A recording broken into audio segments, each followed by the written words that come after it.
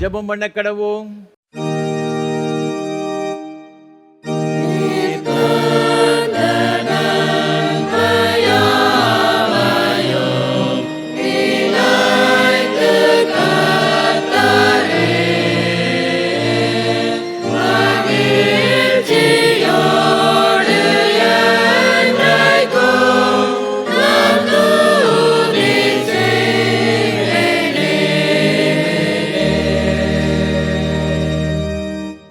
இது கர்த்தர் உண்டு பண்ணின நாள், இதிலே களிகூர்ந்து மகிழ கடவோம். உன் விசுவாசம் பெரிது, நீ விரும்புகிறபடி உனக்கு ஆக கடவுது. மகா பரிசுத்தமும் அன்பும் கிருபைகளும் நிறைந்த பரலோக பிதாவே, இந்த ஆசீர்வாதமான மனமகிழ்ச்சி நாளின் காலை ஆராதனை வேளைக்காக நன்றி செலுத்துகின்றோம். ஆண்டவர் தாமே இந்த ஆராதனை வேளையில் எங்கள் மத்தியில் வந்திருந்து உம்முடைய பிள்ளைகள் ஒவ்வொருவரையும் உம்முடைய ஆவியினாலும் உம்முடைய அளவற்ற கிருபையினாலும் அன்பினால் நிறைத்து இந்த ஆராதனையை எங்கள் ஒவ்வொருவருக்கும் ஆசீர்வாதமாக்கி தர வேண்டும் என்று மீட்பர் இயேசு கிறிஸ்துவின் பரிசுத்த நாமத்தில் தாழ்மையோடு ஜெபிக்கிறோம் ஜீவனுள்ள நல்ல பிதாவே, ஆமென். ஆராதனைக்கு ஆரம்பமாக ஆண்டுடைய பரிசுத்த நாமத்துக்கு மகிமை உண்டாக கீதம் 18 கிறிஸ்தவ கீர்த்தனை 11 பாடுவோம். வந்தனம் வந்தனமே. கீதம் 18 கிறிஸ்தவ கீர்த்தனை 11 பாடுவோம்.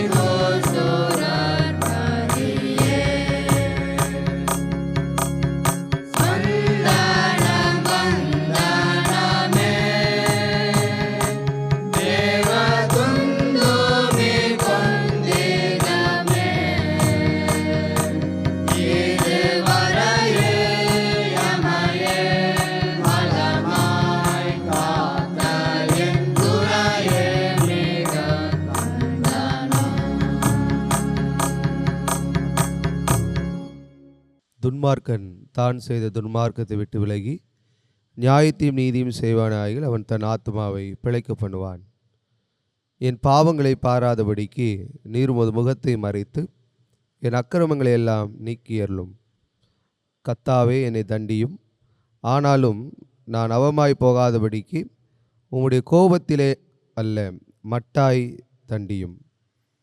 பிரியமான சகோதர சகோதரிகளே, நம்முடைய பரமபிதாவாகிய சர்வ வல்லமையுள்ள தேவனுடைய அளவில்லாத தயவினாலும் இரக்கத்தினாலும் பாவ மன்னிப்பை பெறுவதற்காக நாம் செய்த பலவிதமான பாவங்களையும் அக்கிரமங்களையும் அவர் சந்நிதியில் மாயமாய் மறைத்து கொள்ளாமல் பணிவும் தாழ்மையும் துக்கமும் கீழ்ப்படிதலுமுள்ள இருதயத்தோடு அறிக்கையிட வேத வசனம் பற்பல வாக்கியங்களில் நம்மை ஏவுகிறது.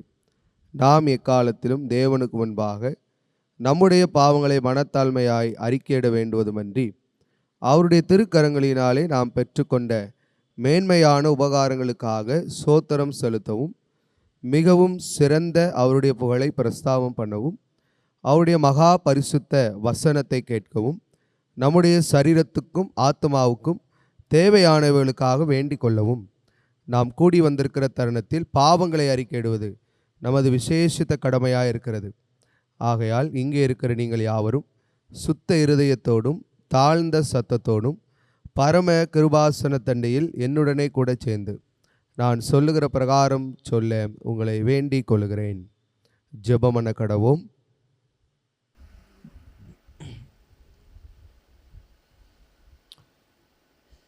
யாவரும் சேர்ந்து பொதுவான பாவரிக்கு ஜெபத்தை எடுப்போம். சர்வ வல்லமை மிகுந்த இரக்கமுள்ள பிதாவே, இப்போ நாடுகளைப் போல நாங்கள் உம்முடைய வழிகளை விட்டு வழுவி அலைந்து போனோம். எங்கள் இருதயத்தின் யோசனைகளுக்கும் விருப்பங்களுக்கும் மிகவும் இணங்கி நடந்தோம். உமது பரிசுத்த கற்பனைகளுக்கு விரோதமாய் குற்றம் செய்தோம். செய்யத்தக்கவிலை செய்யாமல் செய்யத்தகாதவிலை செய்து வந்தோம். எங்களுக்கு சுகமே இல்லை. ஆனாலும் ஆண்டவரே, தேவரீர் எங்கள் கர்த்தராகிய இயேசு கிறிஸ்துவின் மூலமாய் மனிதருக்கு அருளி செய்த வாக்குத்தத்தங்களின்படியே நிர்பாக்கியமுள்ள குற்றவாளிகளாய் எங்களுக்கு இறங்கும். தப்பிதங்களை அறிக்கையிடுகிற எங்கள் மேல் பொறுமையாயிரும். பாவத்து நிமித்தம் துக்கப்படுகிற எங்களை சீர்படுத்தும். மிகவும் இரக்கமுள்ள பிதாவே, உம்முடைய பரிசுத்த நாமத்துக்கு மகிமை உண்டாகும்படி நாங்கள் இனி தேவ பக்தியும் நீதியும் தெளிந்த புத்தி உள்ளவர்களாய் நடந்து வர இயேசு கிறிஸ்து நிமித்தம் எங்களுக்கு கிருபை செய்தருளும். ஆமேன். நம்முடைய கர்த்தராகிய இயேசு கிறிஸ்துவின் பிதாவாயிருக்கிற சர்வ வல்லமுள்ள தேவன் பாவியின் மரணத்தை விரும்பாமல் அவன் தன் பாவத்தை விட்டு திரும்பி பிழைப்பதையே விரும்பி பாவத்து நிமித்தம் துக்கப்படுகிற தமது ஜனத்துக்கு பாவ விமோசனத்தையும் மன்னிப்பையும் கூறி அறிவிக்க தம்முடைய பணிவிடைக்காரருக்கு அதிகாரத்தையும் கட்டளையும் அருள் செய்திருக்கிறார். மெய்யாய் மனம் திரும்பி தமது பரிசுத்த சுவிசேஷத்தை உண்மையாய் விசுவாசிக்கிற யாவருக்கும் அவர் பாவங்களை மன்னித்து விமோசனம் செய்கிறார்.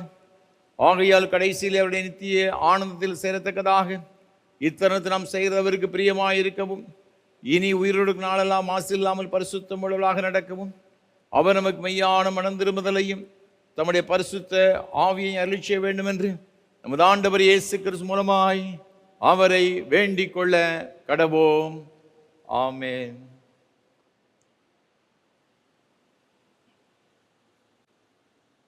பரமண்டலங்களில் இருக்கிற எங்கள் பிதாவே, உம்முடைய நாமம் பரிசுத்தப்படுவதாக, உம்முடைய ராஜ்யம் வருவதாக, உம்முடைய சித்தம் பரமண்டலத்தில் செய்யப்படுகிறது போல பூமியிலும் செய்யப்படுவதாக. அன்றாட அப்பத்தை எங்களுக்கு தாரும்.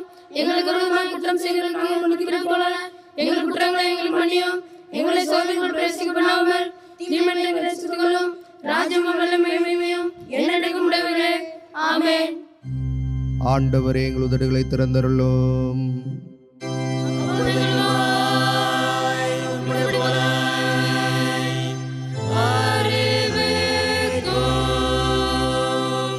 தேவனே, எங்களை ரட்சிக்க விரைவாய் வாரும். ஆண்டவரே, எங்களுக்கு சகாயம் பண்ண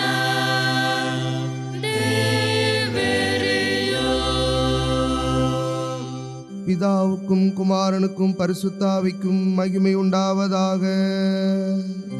ஆதியிலும் இப்பொழுதும் எப்பொழுதுமான சதா காலங்களிலும் மகிமை உண்டாவதாக.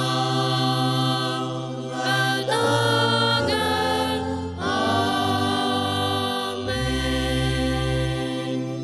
கர்த்தரை துதியுங்கள். கர்த்தருடைய நாமம் துதிக்கப்படுவதாக.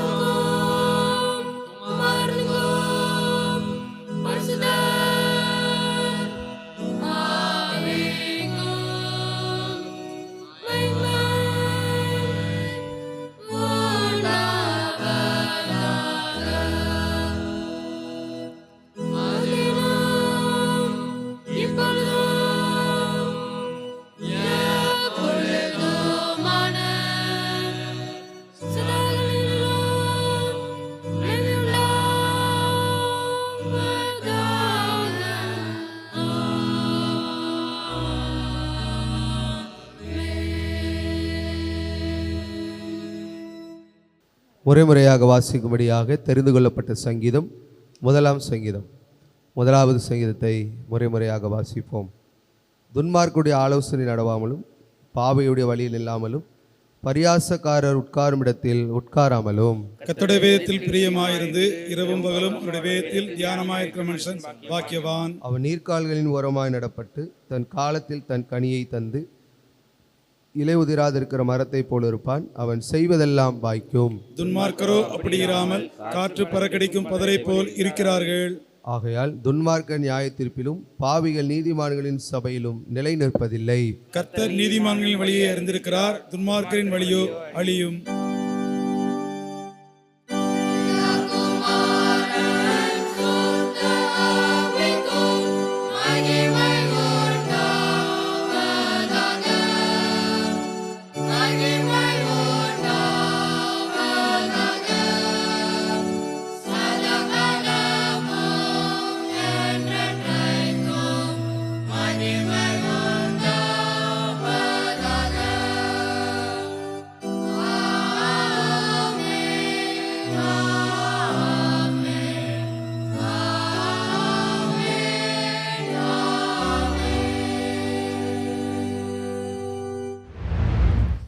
வாசிக்கும்படியாக தெரிந்து கொள்ளப்பட்ட முதலாம் திருமுறை பாடம் நெகேமியாவின் புத்தகம் 8ஆம் அதிகாரம் 1ஆம் வசனம் முதல் 12ஆம் வசனம் முடிய.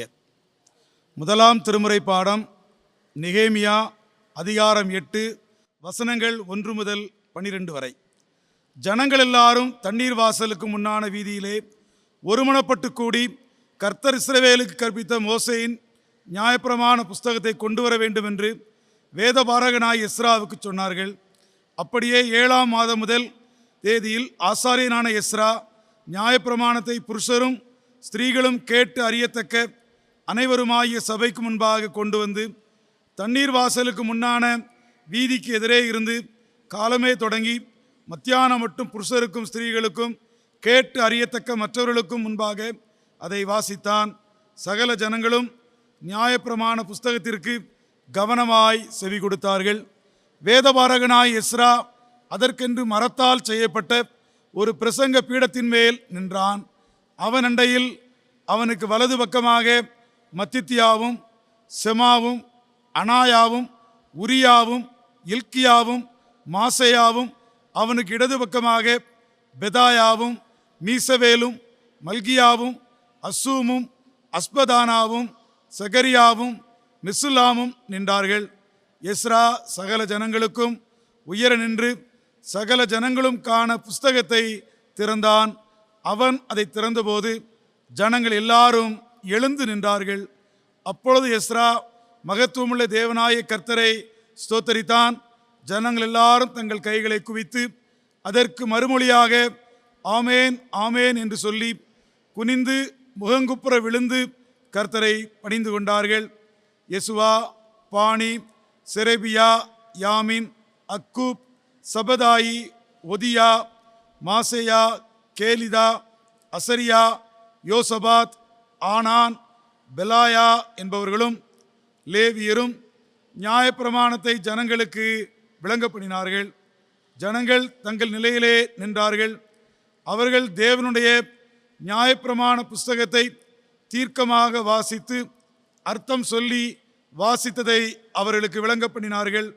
ஜனங்கள் எல்லாரும் நியாயப்பிரமாணத்தின் வார்த்தைகளை கேட்டபோது அழுதபடியால் திர்ஷாதா என்னப்பட்ட நெகேமியாவும் வேதபாரகனாகி எஸ்ரா என்னும் ஆசாரியனும் ஜனங்களுக்கு விளக்கி காட்டின லேவியரும் சகல ஜனங்களையும் நோக்கி, இந்த நாள் உங்கள் தேவனாய கர்த்தருக்கு பரிசுத்தமான நாள், நீங்கள் துக்கப்படவும் அளவும் வேண்டாம் என்றார்கள். பின்னும் அவன் அவர்களை நோக்கி, நீங்கள் போய் கொழுமையானதை புசித்து மதுரமானதை குடித்து ஒன்றுமில்லாதவர்களுக்கு பங்குகளை அனுப்புங்கள். இந்த நாள் நம்முடைய ஆண்டவருக்கு பரிசுத்தமான நாள், விசாரப்பட வேண்டாம், கர்த்தருக்குள் மகிழ்ச்சியாயிருப்பதே உங்களுடைய பலன் என்றான். லேவியரும் ஜனங்களையெல்லாம் அமர்த்தி, அழாதிருங்கள், இந்த நாள் பரிசுத்தமான நாள், விசாரப்பட வேண்டாம் என்றார்கள். அப்பொழுது ஜனங்கள் எல்லாரும் தங்களுக்கு அறிவிக்கப்பட்ட வார்த்தைகளை உணர்ந்து கொண்டபடியால் புசித்து குடிக்கவும் பங்குகளை அனுப்பவும் மிகுந்த சந்தோஷம் கொண்டாடவும் போனார்கள் என்பது வாசிக்கும்படியாக தெரிந்து கொள்ளப்பட்ட முதலாம் திருமறை பாடம் வாசித்தாயிற்று.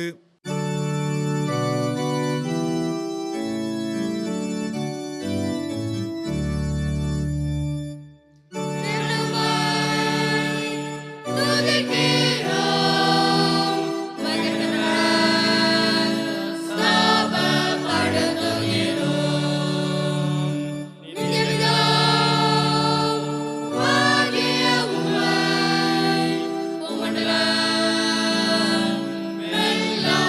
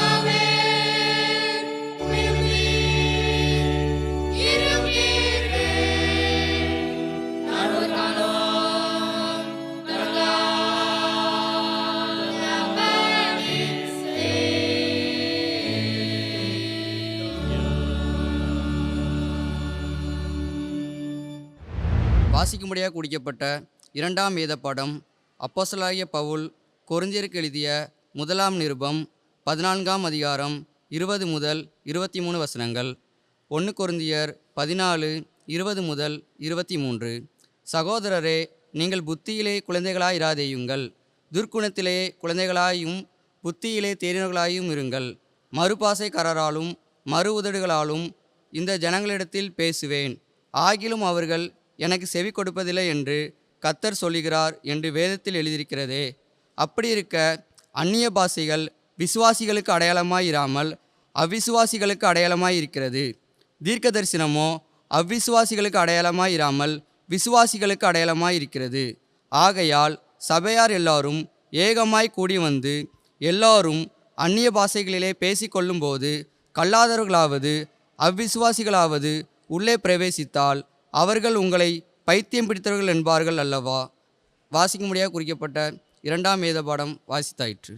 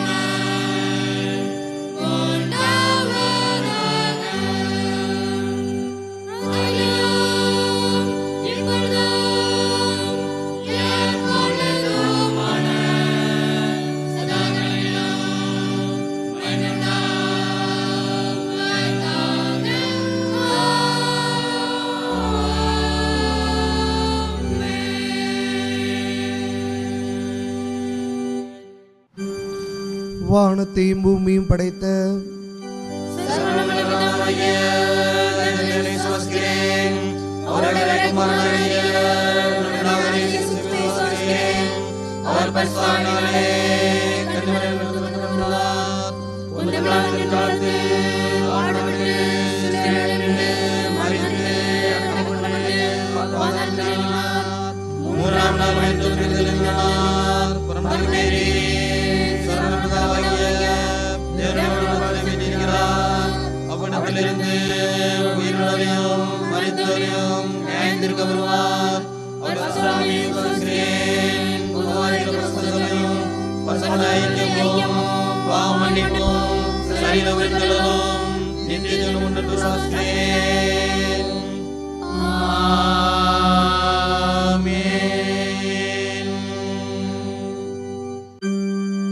கர்த்தர் உங்களோடு இருப்பாராக.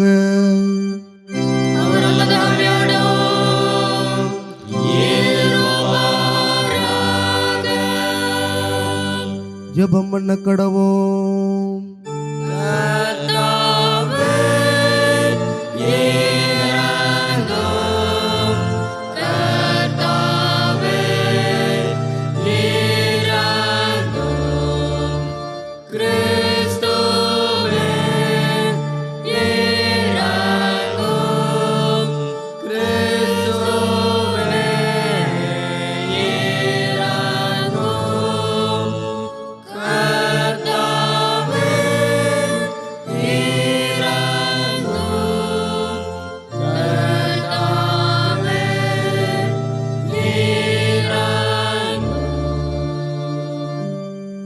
பரமண்டங்களில் இருக்கிற எங்கள் பிதாவே, உம்முடைய நாமம் பரிசுத்தப்படுவதாக, உம்முடைய ராஜ்யம் வருவதாக, உம்முடைய சித்தம் பரமண்டலத்திலே செய்யப்படுவது போல பூமியிலும் செய்யப்படுவதாக. அன்றைய எங்களுக்கு தாரும், எங்களுக்கு விரோதமாய் குற்றம் செய்யாதீரே, நாங்கள் மன்னிக்கிறது போல எங்கள் குற்றங்களை மன்னியும், எங்களை சோதனைகளில் பிரவேசிக்கவிடாமல் தீமையை ரட்சித்துக் கொள்ளும்.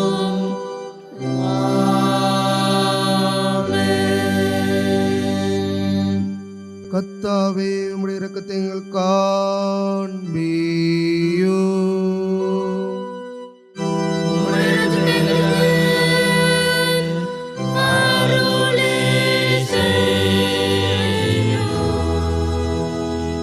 உம்முடைய பணிவுடைக்காரருக்கு நீதியை தருப்பியோ.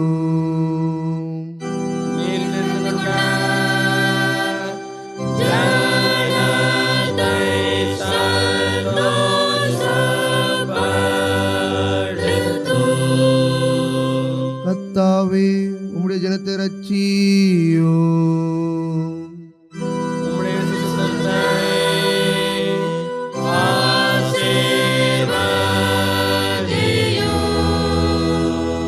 கர்த்தாவே, எங்கள் காலத்து சமாதானத்தை கட்டளையிடு.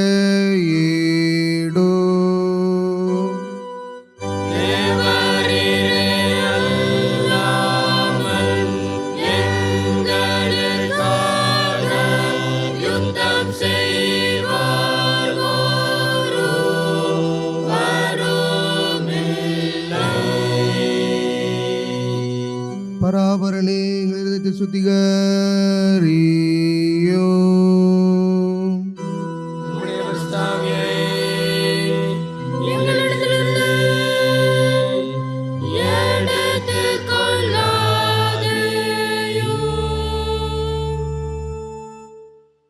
பெந்தேகோஸ்தே திருநாளுக்கு பின்வரும் 7ஆம் ஞாயிறு, திருத்துவ திருநாளுக்கு பின்வரும் 6வது ஞாயிறு. சகல ஞானத்திற்கும் அறிவிற்கும் ஊற்றாகிய கர்த்தாவே, உமது ஜனங்கள் வேத வசனங்களை தீர்க்கமாய் கேட்கவும் அதன் பொருளை உணர்ந்து கொள்ளவும் நாங்கள் புத்தியிலே குழந்தைகளாயிராமல் தேறினவர்களாயிருந்து கர்த்தருடைய வேதத்தில் பிரியமாயிருந்து அதை இரவும் பகலும் தியானிக்கவும் உமது வார்த்தையாகிய விதையை எங்கள் இருதயங்களில் ஏற்று அதை சிந்தித்து உணர்ந்து நல்ல நிலத்தைப் போல 100ஆகவும் 60ஆகவும் 30ஆகவும் பலன் கொடுக்கிறதற்காக எங்கள் மனக்கண்களை பிரகாசிப்பித்தரல வேண்டுமென்று இயேசு கிறிஸ்துவின் வழியாய் வேண்டிக் கொள்கிறோம்.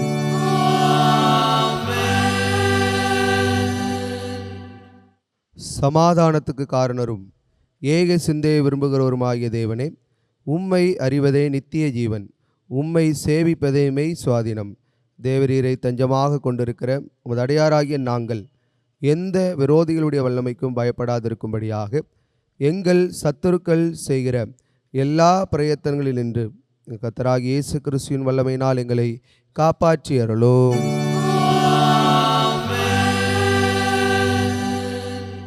சர்வ வல்லமையுள்ள நித்திய தேவனே, இந்நாள் வரையும் எங்களை சுகமாய் நடத்தி வந்த எங்கள் பரமபிதாவாகிய கர்த்தாவே, இந்நாளிலும் உமது மிகுந்த வல்லமையால் எங்களை காப்பாற்றி நாங்கள் யாதொரு பாவத்துக்கு உட்படாமலும் எவ்விதமான மோசத்திலும் அகப்படாமலும் உமது பார்வைக்கு நீதியாய் இருக்கிறதை எப்பொழுதும் செய்கிறதற்கு நாங்கள் செய்கிற எல்லாவற்றையும் உம்முடைய ஆளுகையினாலே நடத்தி அருள வேண்டுமென்று எங்கள் கர்த்தராகிய இயேசு கிறிஸ்துவின் மூலமாய் வேண்டிக் கொள்கிறோம்.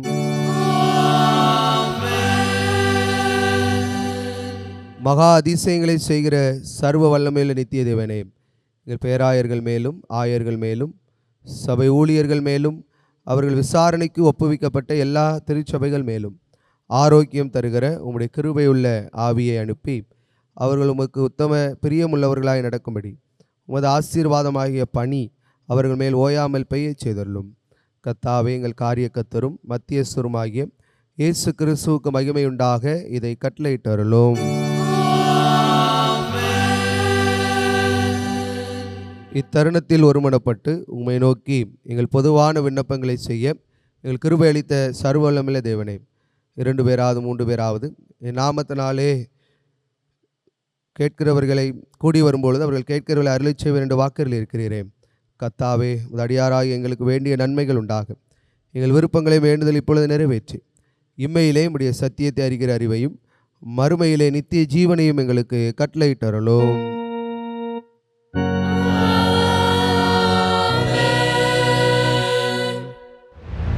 கர்த்தரும் இரட்சகருமான இயேசு கிறிஸ்துவின் ஈடிணையற்ற நாமத்தினாலே திருநெல்வேலி திருமணம் கல்லடைக்குறிச்சி சிஎஸ்ஐ கிறிஸ்து ஆலயத்து சார்பாக இந்த ஆராதனை வேளையிலே பங்கெடுக்க வந்திருக்கிற உங்கள் அனைவரையும் அன்போடு வாழ்த்துகிறேன், வரவேற்கிறேன்.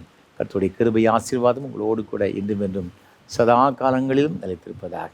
ஒவ்வொரு வாரமும் உங்களோடு கூட சேர்ந்து கர்த்தரை ஆராதிப்பது மிகுந்த மகிழ்ச்சி அடைகிறேன். கர்த்தரை துதிக்கிறேன், ஸ்தோத்தரிக்கிறேன். விசேஷமாக இந்த நல்ல வாய்ப்புகளை நமக்கு ஒவ்வொரு வாரமும் தந்து கொண்டு வருகிற நம்முடைய அன்பிற்கும் மரியாதைக்கும் ஒரு அருமையான ஐயா சாது சுந்தர் செல்வராஜ் அவர்களுக்காக கர்த்தரை துதிக்கிறேன், ஸ்தோத்தரிக்கிறேன். கர்த்தர் தாமே சாதை அவர்களையும் செய்து கொண்டு வருகிற ஏஞ்சல் தொலைக்காட்சி ஊழியங்கள் மற்றும் இயேசு ஊழியங்களை அபரிவிதமாய் ஆசீர்வதிப்பாராக. நம்முடைய தனி ஜபங்களில் குடும்ப ஜபங்களில் சாதை அவர்களுக்கு அவருடைய ஊழியங்களுக்காக ஜெபிப்போம், ஆண்டோடைய ஆசீர்வாதங்களை பெற்றுக்கொள்வோம். ஒவ்வொரு வாரமும் இந்த ஆராதனை ஊழியங்களை மிகுந்த ஜபத்தோடும் அதிக பிரயாசத்தோடும் நாங்கள் உங்களுக்கு வழங்கி கொண்டு வருகிறோம். ஒரு ஜபங்கள் அதிகமாக எங்களுக்கு தேவை. எனக்காக, என்னோடு கூட இந்த ஊழியத்தில் பங்கெடுத்து கொண்டு வரும் ஒவ்வொரு கர்த்தருடைய பிள்ளைகளுக்காக, குடும்பங்களுக்காக, பிள்ளைகளுக்காக விசேஷமாக மறவாமல் ஜெபிக்கும்படியாக அன்போடு நான் கேட்டுக்கொள்கிறேன். இந்த ஆராதனை வேளை ஊழியத்தை ஒளிப்பதிவு செய்வதற்கு ஏராளமான தேவைகள் உண்டு. ஒவ்வொரு வாரமும் இதற்கு அதிக தேவைகள் உண்டு. கர்த்தரை ஏவப்பட்ட பிள்ளைகள் நீங்கள் இருப்பீர்கள் சொன்னால் நீங்கள் தாராளமாக நீங்கள் தாங்க முன் வரலாம். ஒருவேளை ஒரு வாரம் தாங்குவதற்கு வேண்டிய நீங்கள் காணிக்கைகளை கொடுத்து நீங்கள் ஆதரிக்கலாம். அல்லாவிட்டு உங்களால் இயன்ற அளவு நீங்கள் இதை தாங்க முன் வரும்படியாக ஒரு மிகுந்த அன்போடு நான் கேட்டுக்கொள்கிறேன். நீங்கள் செய்கிற உதவியானது பல நாடுகளில் இருக்கிற பிள்ளைகள், அது மாத்திரமல்ல அயோதிப நிலைமையில் முதியோர் இல்லத்தில் இருக்கிற பிள்ளைகள், ஆலயங்கள் இல்லாத இடங்களில் வசித்து கொண்டிருக்கிற பிள்ளைகளுக்கு இது மிகுந்த ஆசீர்வாதமாக இருக்கிறது. 80 வயது, 90 வயது, 92 வயதில் உள்ள அநேக பெற்றோர்கள் இந்த ஆராதனை மூலமாக அதிகமாக ஆசீர்வதிக்கப்படுகிறாங்க. அநேகர் சொல்வதை நான் கேட்டிருக்கிறேன், ஐயா இந்த ஆராதனை எனக்கு மிகுந்த ஒரு ஆறுதலையும் மகிழ்ச்சியும் கொடுக்குறேன்னு சொல்லியிருக்கிறாங்க. நீங்கள் இதை தாங்க முன் வந்து நிச்சயமாகவே இப்படி அநேகருடைய ஆசீர்வாதத்திற்கு நீங்கள் பங்காளர்களாக இருக்க உங்களை அன்போடு நான் கேட்டுக்கொள்ள நிச்சயமாக கர்த்தர் உங்களை ஆசீர்வதிப்பார் என்பது சந்தேகம் கிடையாது. இந்த வாரத்திலும் கூட இந்த ஆராதனை வேளை ஊழியங்களை தாங்க முன் வந்திருக்கின்ற ஊட்டியை சார்ந்த அருமையான அம்மா பெமிலா ஜெயராஜ் அம்மா அவர்களுக்காக கர்த்தரை துதிக்கிறேன். நம்முடைய ஊழியங்கள் அதிகமாக நேசிக்கின்றவர்கள், நமக்காக ஜெபிக்கின்ற ஒரு அருமையான ஒரு தாயார். அதற்காக கர்த்தர் அதிகமாக துதிக்கிறேன். தேவனோடு கொடுத்த அருமையான பிள்ளைகள், மருமக்கமார்கள், பேரக்குழந்தைகள் ஒவ்வொருவருக்காக கர்த்தரை துதிக்கிறேன். அருமையான இந்த குடும்பத்தின் பிள்ளைகள் ஒவ்வொருவரையும் ஆண்டவர் தாமே அளவில்லாமல் ஆசீர்வதிப்பாராக. வேதம் சொல்லுகிறபடி ஏசாயா தீர்க்கதரிசன புஸ்தகம் 54ஆம் அதிகாரம் 10ஆம் வசனத்தில், மலைகள் விலகினாலும் பர்வதங்கள் நிலைபெயர்ந்தாலும் என் கிருபை உன்னை விட்டு விலகாமலும் என் சமாதானத்தின் உடன்படிக்கை நிலைபெயராமலும் இருக்கும் என்று உண்மையில் மனதுருகிற கர்த்தர் சொல்லுகிறார் என்ற வார்த்தையின்படியே கர்த்தர் தாமே அருமையான அம்மாவையும் அவருடைய பிள்ளைகள், மருமக்கமார்கள், பேரப்பிள்ளைகள் ஒவ்வொருவரையும் ஆண்டவர் ஆசீர்வதிப்பாராக. தேவ கிருபை, தேவ சமாதானம், தேவ அன்பு இந்த பிள்ளைகளோடும் அவருடைய குடும்பத்தோடும் சந்ததி சந்ததியாக இருக்க ஆண்டவர் தாமே அனுகிரகம் செய்வாராக. அது மாத்திரமல்ல, இந்த ஊழியர்கள் பல வகையில் ஜபிக்கின்ற உங்கள் எல்லாருக்காகவும் கர்த்தரை துதிக்கிறேன். கர்த்தர் உங்கள் அனைவரையும் அளவில்லாமல் ஆசீர்வதிப்பாராக. அது மாத்திரமல்ல, இன்னும் ஒரு காரியத்தை உங்களோடு கூட பகிர்ந்து கொள்ள விரும்புகிறேன். கடந்த வாரத்திலும் உங்களோடு கூட நான் இதை குறித்து நான் சொன்னேன். எங்களுடைய திருச்சபையானது ஒரு சின்ன ஒரு கிராமப்புறத்திலே அமைந்திருக்கிறது. மேற்கு தொடர்ச்சி மலையினுடைய இந்த அருகாமையிலே நாங்கள் கர்த்தருடைய ஊழியத்தை செய்து கொண்டு வருகிறோம். என்னுடைய கிளை சபை மணிமுத்தாரில் இருக்கிறது. மணிமுத்தார் நீங்கள் எல்லாரும் கேள்விப்பட்டிருப்பீங்க, ஒரு சுற்றுலா தளம். அங்கு ஒரு பெரிய ஒரு டேம் ஒன்று இருக்கிறது. 1950 முதல் 58 வரை இந்த 8 ஆண்டுகளிலே அது ஒரு பெரிய டேமை கட்டி, அணையை கட்டி, அப்பொழுதைய முதல்வராக இருந்த காமராஜ் அவர்கள் அந்த அணையை திறந்து வைத்தார்கள். அப்பொழுது அது மிகவும் ஒரு பின்தங்கிய ஒரு கிராமம். அதிலிருந்து 15 கிலோமீட்டர் நீங்கள் மலைக்கு செல்வீங்கன்னு சொன்னால் அங்கே மாஞ்சோலை எஸ்டேட் அங்கே தான் இருக்குது. அந்த காலத்தில் இந்த தொழிலாளர்கள்லாம் அங்கே கொஞ்சம் இருந்தாங்க. இந்த டேம் வேலை பார்ப்பு நிறைய பேர் அங்கே வந்திருந்தாங்க. அப்பொழுது இந்த டேமில் வேலை பார்த்து கொண்டிருந்த ஒரு கிறிஸ்தவ ஒரு இன்ஜினியர், பொறியாளர். இந்த பகுதி முழுவதும் கிறிஸ்துவ அறியாத மக்கள் இருப்பதை கண்டு அவருக்குள்ளாக ஒரு பெரிய ஒரு வாஞ்சை, இங்கே எப்படியாவது ஒரு ஆலயம் கட்ட வேண்டும் சொல்லி அதற்காகவே அரசாங்கத்தில் இருந்து ஒரு அருமையான ஒரு இடத்தை ஒதுக்கி கொடுத்தார்கள். அது மிக முக்கியமான ஒரு இடத்துல இந்த ஊர் என்ட்ரன்ஸில் என்ன செய்யுதுன்னா அந்த இடம் இருக்கிறது. ஆரம்பத்தில் ஒரு சின்ன ஒரு ஓலை குடிசையை போட்டு அங்கே ஒரு ஷெட்டை போட்டு அந்த மக்கள் எல்லாரும் கர்த்தரை ஆராதித்து கொண்டு வந்திருக்கிறாங்க. அதற்கு அப்புறமாக அது மிகவும் பழுதடைந்தபடினால் ஒரு சின்ன ஒரு கட்டிடம் கட்டி இந்த ஓட்டுக்குறை, இந்த சாய்ப்பு, இந்த ஓட்டு வீடு என்று சொல்லுவோம் அல்லவா, அது ஓட்டு ஆலயத்தை கட்டியிருக்காங்க. ஓடுகளை பாவி அந்த ஆலயத்தை கட்டினாங்க. அது மிகவும் பழுதடைந்து விட்டது. இது இந்த மணிமுத்தார் இந்த அணையின் அருகாமையில் இருக்கிறது. அது மாத்திரமல்ல, மலையினுடைய கீழ்மட்டத்தில் இருக்கிறது. அவை அடிக்கடி இந்த காட்டு விலங்குகள், கரடி போன்றவர்கள்லாம் வந்து இந்த ஓட்டையெல்லாம் உடைச்சி போட்டுருப்பாரு. மழை காலங்களில் உள்ள வந்து தண்ணியாக கட்டியிடும். அது மிக பழமையான ஒரு சின்ன ஒரு ஆலயம். இப்பொழுது அங்கே ஒரு ஊழியரை நாங்கள் அங்கே சென்று ஊழியம் செய்யும்படியாக நியமித்திருக்கிறோம். நிறைய பேர் வந்து ஆராதனை செய்து கொண்டிருக்காங்க. இப்பொழுது ஒரு 35-40 பேர் அந்த இடத்துக்கு வந்து கொண்டிருக்கிறாங்க. இன்னும் நிறைய பேர் அங்கு வருவதற்கான வாய்ப்புகள் அங்கே இருக்கிறது. அது மாத்திரமல்ல, அங்கு ஒரு காவல்துறை பயிற்சி ஒரு கொடுக்கின்ற ஒரு இடம் அங்கே இருக்கிறது. கிட்டத்தட்ட 2000 பேர் இந்த காவல்துறைக்காக பயிற்சி பெறுகின்ற ஒரு அருமையான 2 கேம்ப் பெட்டாலியன் அங்கே இருந்துச்சுன்னா இருக்குது. பார்த்து அதில் தமிழகம் எங்கு வருகின்ற மக்கள், சில கிறிஸ்தவர்கள் இருக்கிறாங்க, குடும்பத்தை விட்டு பிரிந்து அங்கே வந்து அதில் ஒரு ஆண்டு காலம் தங்கியிருந்து அவங்க பயிற்சி எடுப்பார்கள். அவர்களும் இந்த ஞாயிற்றுக்கிழமையில் ஆண்டவரை தேடும்படியாக ஆரம்பித்து வருவாங்க. அது மிக சின்ன ஒரு ஆலயம், பழுதடைந்து போன ஒரு நிலைமை. அதை நாங்கள் புதுப்பித்து கட்டுவதற்காக, மீண்டும் அதை கட்டுவதற்காக பல ஆண்டுகள் இதுக்கு பிரயாசப்பட்டு கொண்டு வருகிறோம். கர்த்தர் உங்கள் உள்ளத்தை வர சொன்னார். 20 to 25 லட்சம் வரை நாங்கள் செலவாகும் என்று நாங்கள் இதற்கு மதிப்பீடு செய்திருக்கிறோம். உங்களுக்கு யாராவது கர்த்தருக்கென்று கொடுக்க வேண்டும், நீங்கள் இந்த ஆலயத்துடைய பொறுப்பை நீங்கள் ஏதாவது நான் ஒரு பகுதியை கட்டித்தாரேன் சொல்ல விருப்பம் உள்ளவர்கள், மிகுந்த தேவையுள்ள ஒரு பகுதி, அங்குள்ள மக்கள் மிகவும் பின்தங்கிய மக்கள், பொருளாதாரத்தில் அரசு பணியாளர்கள் யாரும் இங்கே கிடையாது. நீங்கள் அப்படி வாஞ்சி உள்ளவர்கள் நீங்கள் என்னோடு கூட தொடர்பு கொள்ளலாம்.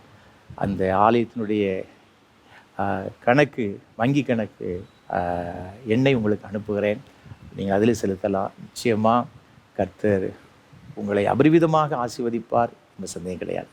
தொடர்ந்து இந்த கிராமப்புறத்தில் நடைபெறுகிற இந்த ஊழியங்களுக்காக, அந்த ஆலய பணிக்காக ஜெபிக்க உங்களை அன்பு நான் கேட்டுக்கொள்கிறேன். தேவ கிருபை நம் அனைவரோடு கூட இருப்பதாக. ஆமென். God bless you. தொடர்ந்து கர்த்தர் நம்மோடு கூட பேசும்படியாக ஒரு நிமிடம் நாம் தலைவணங்கி ஜெபம் செய்வோம். நேசிக்கிற நல்ல தகப்பனே, உங்களுடைய திருவார்த்தைகளை கேட்க வந்திருக்கிறோம். எங்களோடு கூட நீர் பேசும் ஆண்டவரே. இன்றைக்கு நான் கற்றுக்கொள்கிற உங்களுடைய வேத வசனங்கள் எங்கள் ஒவ்வொருவருக்கும் பிரயோஜனமாக இருக்க, எங்களுடைய வாழ்க்கையிலே எங்களை அபியாசப்படுத்தி உங்களுடைய ஆசீர்வாதங்களை சுதந்திரித்து கொள்ள எங்களுக்கு கிருபை செய்ய வேண்டும் என்று நாங்கள் ஜெபிக்கின்றோம். எங்களை தாழ்த்தும் அது கரத்தில் ஒப்புக் கொடுக்கிறோம், பொறுப்படுத்திக் கொள்ளும். மீட்பர் இயேசு கிறிஸ்துவின் பரிசுத்த நாமத்தில் ஜெபிக்கிறோம் தூய பிதாவே. ஆமென். கிறிஸ்துவுக்குள் மிகவும் பிரியமானவர்களே, மீண்டும் உங்கள் எல்லாரையும் அன்போடு கூட வாழ்த்துகிறேன். ஆண்டவருடைய கிருபையும் ஆசீர்வாதமும் உங்கள் அனைவரோடு கூட இன்னும் என்றும் சதா காலங்களிலும் நிலைத்திருப்பதாக. இன்றைக்கு நாம் சிந்திக்கும்படியாக நமக்கு கொடுக்கப்பட்டிருக்கின்ற தியான பொருள் கற்றுக்கொள்ளும் திருச்சபை. கடந்த வாரத்தில் ஒரு திருச்சபை எவ்வாறு கர்த்தரை கனம் பண்ண வேண்டும் என்பதை குறித்து உங்களோடு கூட பகிர்ந்து கொண்டேன். இன்றைக்கு ஒரு திருச்சபை எதை கற்றுக்கொள்ள வேண்டும் என்பதை குறித்து உங்களோடு கூட பகிர்ந்து கொள்ளும்படியாக விரும்புகின்றேன். வேதத்திலே நாம் வாசித்து பார்க்கும் பொழுது மத்தேயு எழுதின சுவிசேஷம் 11ஆம் அதிகாரம் 29ஆம் வசனத்திலே, நான் சாந்தமும் மனத்தாழ்மையுமாய் இருக்கிறேன், என் நுகத்தை உங்கள் மேல் ஏற்றுக்கொண்டு என்னிடத்தில் கற்றுக்கொள்ளுங்கள், அப்பொழுது உங்கள் ஆத்துமாக்களுக்கு இளைப்பாறுதல் கிடைக்கும் என்று வேதவசனம் சொல்லுகிறது. ஆண்டவராக இருக்கிற இயேசு கிறிஸ்து சொன்னார், நான் சாந்தமும் மனத்தாழ்மையுமாய் இருக்கிறேன், என்னிடத்தில் கற்றுக்கொள்ளுங்கள். ஒரு திருச்சபை என்ன செய்ய வேண்டும் என்று சொன்னால், ஆண்டவரிடத்தில் சென்று ஆண்டவர் சொல்லுகிற காரியங்களை நாம் கற்றுக்கொள்ள வேண்டுமாம். அப்பொழுது நம்முடைய ஆத்துமாக்களுக்கு இளைப்பாறுதல் கிடைக்கும். நம்முடைய வாழ்க்கையில நாம் எப்பொழுது ஒரு ஆறுதல், ஒரு சமாதானம், ஒரு மகிழ்ச்சியை பெற்றுக்கொள்ள முடியும் என்று சொன்னால், எப்பொழுது ஆண்டவரிடத்தில் போய் நாம் கற்றுக்கொள்கிறோமோ அப்பொழுதுதான் நம்முடைய வாழ்க்கையில் அந்த ஆசீர்வாதங்களை பெற்றுக்கொள்ள முடியும். வேதத்தில் இன்றைக்கு நாம் எதையெல்லாம் கற்றுக்கொள்ள வேண்டும் என்று தேவன் எதிர்பார்க்கிறார், ஆண்டவர் எதையெல்லாம் கற்றுக் கொடுக்க விரும்பினார், எப்படி கற்றுக் கொடுத்தார்கள் என்பதை குறித்து உங்களோடு கூட ஒரு சில காரியங்களை நான் வேகமாக பகிர்ந்து கொள்ளும்படியாக விரும்புகின்றேன். வேதத்தில் வாசித்து பார்க்கும் பொழுது முதலாவதாக நெகேமியாவின் புஸ்தகம் 8ஆம் அதிகாரத்தில் 8ஆம் வசனம் சொல்லுகிறது, அவர்கள் தேவனுடைய நியாயப்பிரமாண புஸ்தகத்தை தீர்க்கமாக வாசித்து அர்த்தம் சொல்லி வாசித்ததை அவர்களுக்கு விளங்க பண்ணினார்கள். முதலாவதாக வேதத்தில் வாசித்து பார்க்கும் பொழுது இந்த இஸ்ரவேல் சபைக்கு, இஸ்ரவேல் மக்களுக்கு எஸ்ரா மூலமாக ஆண்டவர் எதை கற்றுக் கொடுக்கிறார் என்று சொன்னால், மோசே மூலமாக அவர்களுக்கு கொடுக்கப்பட்ட நியாயப்பிரமாண புஸ்தகத்தை இந்த ஜனங்களுக்கு தீர்க்கமாக வாசித்து அதனுடைய அர்த்தத்தை விளங்க பண்ணினார்கள் என்று சொல்லப்பட்டிருக்கிறது. அப்படி என்றால் என்ன பொருள்? ஒரு திருச்சபை, சபை மக்கள், சபையார் வேதத்தை நன்றாக கற்றுக்கொள்ள வேண்டும். வெறுமனே வாசிக்கிறது மாத்திரமல்ல, அதனுடைய முழுமையான அர்த்தங்களை புரிந்து கொள்ள வேண்டும், அதனுடைய தாற்பயங்களை நாம் அறிந்து கொள்ள வேண்டும் என்று தேவன் எதிர்பார்க்கிறார். இந்த வேதபாரகனாகி எஸ்ரா அதை மிக கருத்தாக செய்தான். இதற்காகவே நீங்கள் எஸ்ராவின் புஸ்தகத்தில் 7ஆம் அதிகாரம் 6ஆம் வசனத்தை வாசித்து பார்க்கும் பொழுது, எஸ்ரா இஸ்ரவேலின் தேவனாகிய கர்த்தருடைய மோசேயின் நியாயப்பிரமாணத்திலே தேறின வேதபாரகனாய் இருந்தான். கர்த்தருடைய வேதத்தை ஆராயவும் அதன்படி செய்யவும், இஸ்ரவேலிலே கட்டளைகளையும் நீதி நியாயங்களை உபதேசிக்கவும் எஸ்ரா தன் இருதயத்தை பக்குவப்படுத்தி இருந்தான். அப்படி என்றால் என்ன பொருள்? இந்த வேதபாரகனாகி எஸ்ரா தன்னுடைய சபையாருக்கு, இஸ்ரவேல் ஜனங்கள் கர்த்தருடைய சபை, அந்த இஸ்ரவேல் மக்களுக்கு ஆண்டவருடைய வேத வசனங்களை, மோசே கொடுத்த நியாயப்பிரமாண இந்த கட்டளைகளெல்லாம் உபதேசிக்கும்படியாக, கற்றுக்கொள்ளும்படியாக இருதயத்தை பக்குவப்படுத்தியிருந்தான். அப்படி என்றால் எந்த அளவிற்கு மிக மிக முக்கியமானது, இன்றியமையாதது, அவசியமானது. எல்லாரும் வேதத்தை கற்றுக்கொள்ள வேண்டும். ஏனென்றால் வேத வசனங்களை, வாக்கியங்களை ஆராய்ந்து பாருங்கள், அதில் நித்திய ஜீவன் இருக்கிறது ஆண்டவர் சொன்னார். இந்த யூத மக்கள், இந்த மூப்பர்கள், ஆசாரியர்கள் சரியாக அதை அறிந்து கொள்ளாதபடியினால்தான் இயேசுவை சிலுவையில் என்ன செய்தாங்கன்னா ஆணிகளால் அடித்து கொலை செய்தார்கள். அப்போ இந்த வேத வசனத்தை நாம் நன்றாக ஆராய்ந்து அறிந்து கொள்ள வேண்டும் என்று வேத வசனம் சொல்லுகிறது. நெகேமியாவின் புஸ்தகத்தை தொடர்ந்து வாசித்து பார்க்கும் பொழுது, ஜனங்கள் எல்லாரும் தண்ணீர் வாசலுக்கு முன்னான வீதியிலே ஒருமனப்பட்டு கூடி கர்த்தர் இஸ்ரவேலுக்கு கற்பித்த மோசேயின் நியாயப்பிரமாண புஸ்தகத்தை கொண்டு வர வேண்டும் என்று வேதபாரகனாகிய எஸ்ராவுக்கு சொன்னார்கள். யார் சொல்றது தெரியுமா? ஜனங்களே சொல்றாங்க.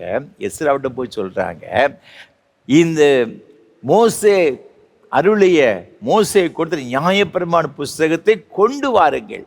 ஜனங்களுக்கு அவ்வளோ ஒரு பெரிய வாஞ்சக தாகம், இந்த நியாயப்பிரமாணத்தை, ஆண்டவருடைய வார்த்தைகளை கேட்க வேண்டும் என்று சொல்லி. ஆகவே தான் ஜனங்கள் எல்லாரும் கூடி வந்திருந்த பொழுது எஸ்ரா என்ன செய்கின்றான்? தண்ணீர் வாசலுக்கு முன்னான வீதிக்கு எதிரே இருந்து காலமே தொடங்கி மத்தியானம் மட்டும் புருஷருக்கும் ஸ்திரீகளுக்கும் கேட்டு அறியத்தக்க மற்றவர்களுக்கு முன்பாக அதை வாசித்தான். சகல ஜனங்களும் நியாயப்பிரமாண புஸ்தகத்திற்கு கவனமாய் செவி கொடுத்தார்கள். காலமே தொடங்கி மத்தியானம் வரை, அப்படின்னா எவ்வளவு நேரம்?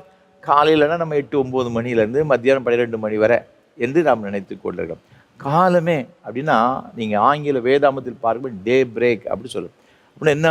சூரியன் உதித்து ஒளி வெளிச்சம் வந்த நேரத்திலிருந்து அப்ராக்சிமேட்டாக 6 o'clock, 6 மணிலேருந்து அது டே பிரேக் டு டில் நூன் அப்படின்னு சொல்லப்பட்டிருக்கிறது.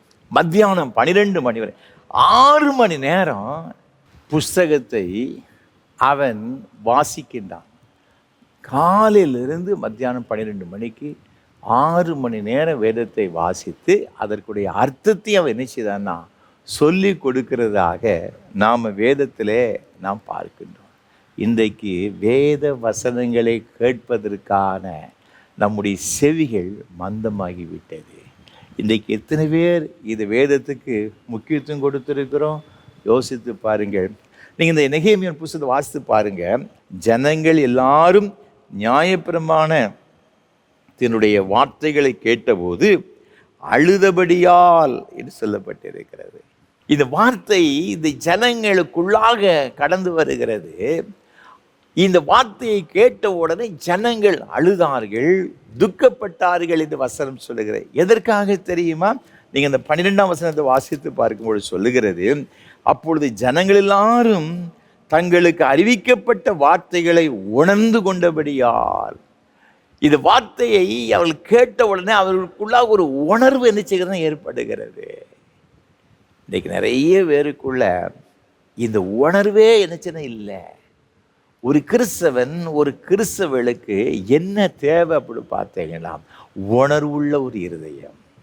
1 சாமுவேல் புஸ்தகம் 25ஆம் அதிகாரம் 3ஆம் வசனத்தை வாசித்து பார்க்கும் பொழுது, இந்த மாகோன் வனாந்தரத்தில் ஒரு மனுஷன் இருக்கின்றான். அந்த பகுதியில் நாபால், அவருடைய மனைவி அபிகாயில், அவர்களை பற்றி வேதம் சொல்லப்பட்டு இருக்கிறது. ஒரு காலத்தில் தாவீது இந்த நாபாலுடைய அவனுடைய மிருக ஜீவனங்களுக்கு இந்த ஆடுகள் கத்தரிக்க போகும் பொழுது, மயிர் கத்தரிக்க செல்லும் பொழுது ரொம்ப பாதுகாப்பாக இருந்திருக்கிறான், நிறைய உதவி செய்திருக்கிறான். இப்போ இந்த தாவீது வனாந்திரத்தில் அவனோடு கூட சில கூட்டத்தாரும் சவுலுக்கு பயந்து ஓடி ஓடி ஒவ்வொரு இடமா சென்று கொண்டு இருக்கும் பொழுது ரொம்ப பசியாக இருக்கிறாங்க, ஆகாரம் வேண்டும் என்று இது நாபாலிடம் சொல்லி அனுப்பும் பொழுது நாபால் ரொம்ப கேவலமாக இந்த தாவீதை பேசிவிடுகிறதாக இந்த வசனங்கள் சொல்லப்பட்டிருக்கிறது. 1 சாமுவேல் புஸ்தகம் 25ஆம் அதிகாரம் முழுவதுமாக வாசித்து பார்க்கும் பொழுது வேதத்தில் மிக அருமையாக சொல்லப்பட்டிருக்கு. இதை கேட்ட உடனே தாவீதுக்கு பயங்கரமான கோபம். அவர் சொல்லுகிறான், இன்று இரவுக்குள்ளாக சுவரில் நீர்விடும் நாய் முதலாக ஒருவர் கூட இந்த நாபாலின் குடும்பத்தில் மீதியாக இருப்பது சொல்லி ரொம்ப வேகத்தோடு கூட தன்னோடு கூட இருக்கின்ற எல்லா மக்களோடு கூட அவன் சங்காரம் பண்ணும்படியாக சென்று கொண்டிருக்கிறான். இதை கேள்விப்பட்டவனுடைய மனைவி அபிகாயில் ரொம்ப புத்திசாலி. அவள் உடனே அவசரமாக அந்த இரவு வேளையில் இந்த தாவீதுக்கும் அவனோடு கூட வாலிபர்களுக்கும் தேவையான அளவு திராட்சரசத்தையும் அது மாத்திரமல்ல அப்பங்களையும் எடுத்துக்கொண்டு அவனுக்கு எதிர்கொண்டு ஓடி அவனுக்கு கொடுத்து அவருடைய காலில் விழுந்து அவள் என்ன செய்தான்னா பணிந்து கொண்டு, நீங்கள் எங்கள் மீது பொறுமையாயிரும், இது நாம்பால் அவன் பெயருக்கு ஏற்றபடி பைத்தியக்காரனை போல தான் இருக்கிறான், தயவு செய்து மன்னித்து கொள்ளுது சொன்ன உடனே தாவீது திரும்ப சென்று விடுகின்றான். நீங்கள் தொடர்ந்து நீங்கள் வேதத்தில் வாசித்து பார்க்கும்போது 36, 37 ஆகிய வசனங்களில் இரவெல்லாம் அவன் நன்றாய் குடித்து வெறித்து கழித்திருந்தான்னு சொல்லப்பட்டிருந்தது. விடியற்காலம் வந்த பொழுது அவனுடைய மனைவி அவனை பார்த்து சொல்லுகின்றார், நேற்று நன்றாய் குடித்து வெறித்து விருந்து கொண்டாடி உடைய சிநேகரோடு கூட சந்தோஷமாக இருந்த, நான் மாத்திரம் போய் தாவீதிடம் போய் சொல்லாவிட்டால், இரக்கத்திற்காக மன்றாட விட்டால் நேற்று இரவில் நீ செத்திருப்ப, நீ மாத்திரம் கிடையாது, முழு குடும்பம் அழிந்திருக்கும், ஆசைகள் எல்லாம் ஒன்றுமில்லாமல் போயிருக்கும் சொன்ன உடனே கேட்ட உடனே அவனுடைய இருதயம் கல்லை போல் ஆனது, செத்து போனது என்று சொல்லப்பட்டது. அவனுக்கு வாதைகள் வர ஆரம்பித்து ஒரு 10 நாள் அந்த வாதினால் மிகுந்த அவன் உபத்திரப்பட்டு வேதனைப்பட்டு மடிந்து போனான் என்று சொல்லப்பட்டது. காரணம் என்னன்னு பார்த்தீங்கன்னா அது உணர்வற்ற இருதயம். தொடர்ந்து நீங்கள் பார்க்கும் பொழுது அதை 8ஆம் அதிகாரம் 18ஆம் வசனத்தை வாசித்து பார்க்கும் பொழுது வசனம் சொல்லுகிற 1ஆம் நாள் தொடங்கி கடைசி நாள் மட்டும் தினம் தினம் தேவன் நியாயப்பிரமாண புஸ்தகம் வாசிக்கப்பட்டது. பண்டிகை நாட்களில் தினந்தோறும் வேத புஸ்தகத்தை வாசித்து வாசித்து வாசித்து அர்த்தம் சொல்லி கொண்டே இருக்கிறான். அப்படி வாழ்க்கை மாற ஆரம்பித்து விடுகிறது. நீங்கள் 9ஆம் அதிகாரம் 2ஆம் வசனத்தை பாருங்கள். இஸ்ரவேல் சந்ததியார் மறுஜாதியாரை எல்லாம் விட்டு பிரிந்து வந்து நின்று தங்கள் பாவங்களையும் தங்கள் பிதாக்களின் அக்கிரமங்களையும் அறிக்கையிட்டார்கள். இந்த வசனத்தை கேட்க கேட்க அவர்களுக்குள்ளாக ஒரு பாவ உணர்வு ஏற்படுகிறது. அவர்கள் தேவ சமூகத்தில் வந்து தங்களுடைய பாவங்களை அறிக்கை செய்தார்கள். 13ஆம் அதிகாரத்தில் 2ஆம் வசனத்தை வாசித்து பார்க்கும் பொழுதும் அவர்கள் என்றைக்கும் அந்த சாபத்தை ஆசீர்வாதமாக திருப்பின எங்கள் தேவனுடைய சபைக்கு உட்படலாகாது என்று எழுதியிருக்கிறதாக காணப்பட்டது. ஆகையால் அவர்கள் அந்த கட்டளையை கேட்டபோது பல ஜாதியான ஜனங்களெல்லாம் இஸ்ரேலை விட்டு பிரித்து விட்டார்கள்.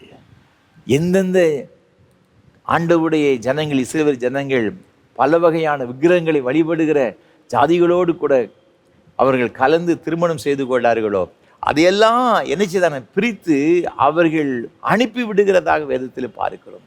அப்படி வாழ்க்கையிலே ஒரு பெரிய மாற்றத்தை ஆண்டவர் கொண்டு வருகிறதா வேதத்தில் பார்க்கிறோம். இது எப்படி நடக்குது அப்படின்னு பார்த்தீங்கன்னா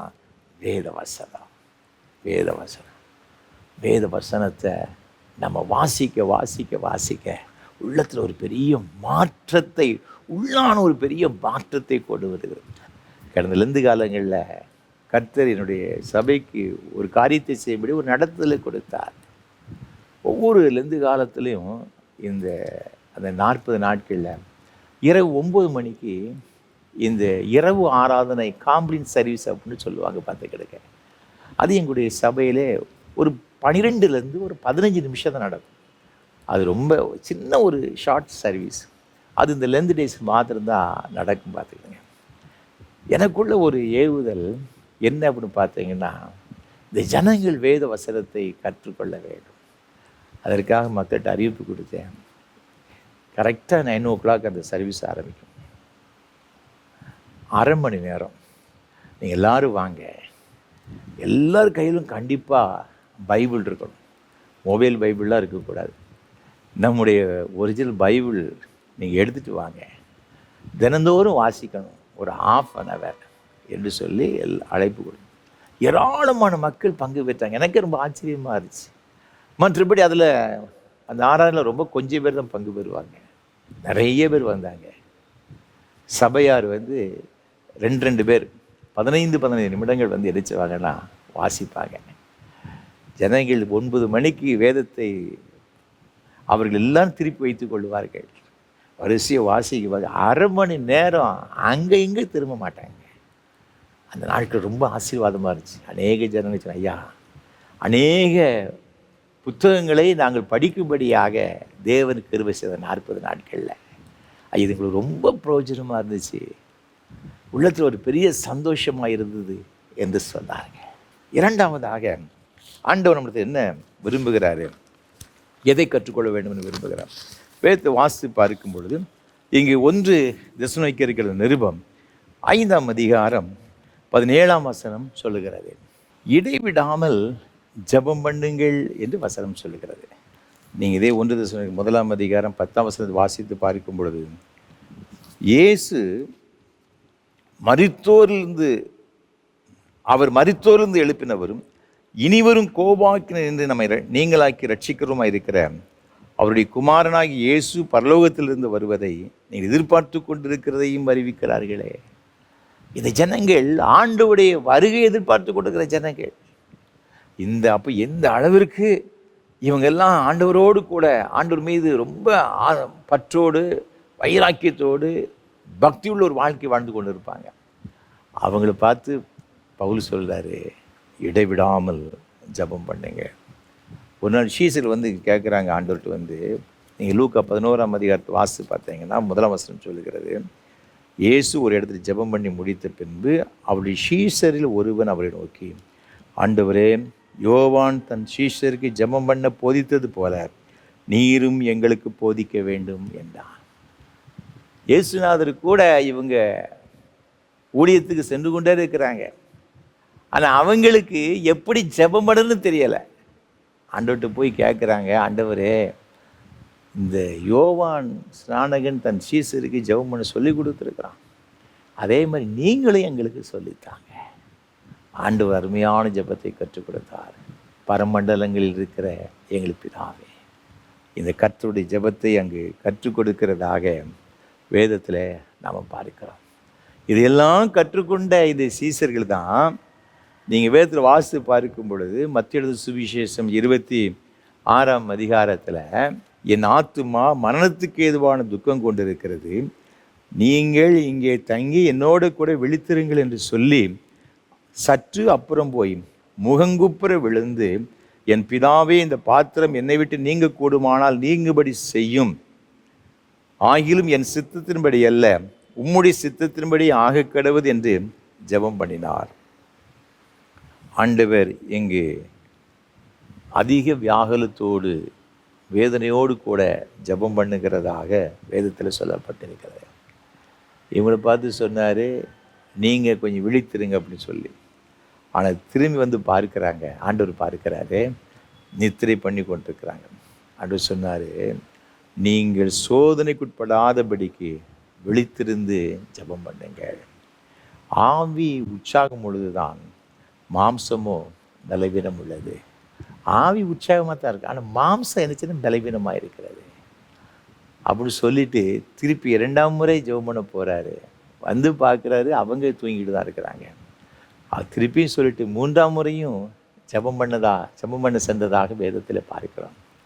இந்த சீசர்கள் ஜெபிக்க வேண்டிய நேரத்தில் தூங்கினதுனால என்ன நடந்ததுன்னு பார்த்தீங்கன்னா, பேதுரு என்ன செய்தாங்கன்னா, ஆண்டவரை மறுதலிக்கின்றான், சபிக்கவும் சத்தியம் பண்ணவும் தொடங்கினான் வசனம் சொல்லுகிறது. இயேசுவை பிடித்த உடனே எல்லாரும் அவரை அம்போன்னு விட்டுட்டு ஓடி போகிறதை நான் வேதத்திலே நாம் பார்க்கின்றோம். ஆனால் ஆண்டவர் சொல்கிறாரு, நீங்கள் எல்லாரும் என்னை விட்டு ஓடி போவீர்கள், ஆனால் பிதா என்னை தனியாக என்ன செய்ய மாட்டார், இருக்க விட மாட்டார் அப்படின்னு சொல்கிறார். அவர் சொன்னபடி எல்லாரும் போயிடுறாங்க. காரணம் என்ன அப்படின்னு பார்த்தீங்கன்னா, இந்த சோதனையில் அவங்களால ஜெயிக்க முடியலை.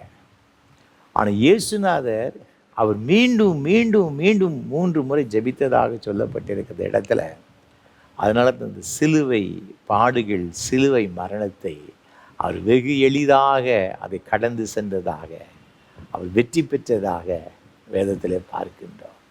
அன்பானவர்கள், நம்முடைய வாழ்க்கையில் எத்தனையோ வகையான போராட்டங்கள், பிரச்சனைகள், பாடுகள் வரும், சோதனைகள் வரும், சந்தேகம் கிடையாது. அதையெல்லாம் நம்ம ஜெயிக்கணும் அப்படின்னு பார்த்தீங்கன்னா நம்ம ஜெபிக்கணும்.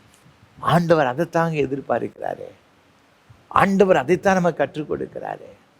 மார்க் 1:35 பார்த்தீங்கன்னா, அதிகாலையிலே எழுந்து அதிக இருட்டோடு போய் எழுந்த வனாந்திரமான ஒரு இடத்துக்கு போய் ஜெபம் பண்ணினார் அந்த வசனம் சொல்லுகிறது. சீசர் எல்லாரையும் அக்கறைப்படுத்தி விட்டு இவர் மாத்திரம் தனிமையாக இருந்தார் என்று வசனம் சொல்லுகிறது. இரவெல்லாம் போய் மலையில் போய் நினைச்சான்னா ரா முழுவதும் ஜெபம் பண்ணினார் என்று வசனம் சொல்லுகிறது. இயேசு கிறிஸ்துவின் வாழ்க்கை ஜெப நிறைந்த ஒரு வாழ்க்கை. ஊழியத்தை துவங்கும் பொழுதும் அவர் ஜெபம் பண்ணினார். அவர் முடிக்கும் பொழுது மீண்டும் மீண்டும் கெத்செமனே தோட்டத்தில் போய் ஜெபிக்கிறாங்க வேதத்தை பார்க்கிறோம். சிலுவையில் தொங்கும் பொழுது கூட பிதாவுடைய முகத்தை தான் நோக்கி பார்க்கிறார். பிதாவை நோக்கி தான் ஜெபம். பிதாவே இவர்களை மன்னியும் என்று சொல்லி தான் தேவ சமூகத்தில் ஜெபம் பண்ணுறாரு. என் ஆவியை ஒப்பு கொடுக்குறேன் என்று சொல்லி அவனுடைய சமூகத்தில் ஒப்பு கொடுத்து விட்டு வாழ்க்கையை முடிக்கிறதாக வேதத்தில் பார்க்கிறோம். துவக்கம் முதல்ல முடியும் மட்டும் ஜெபம்.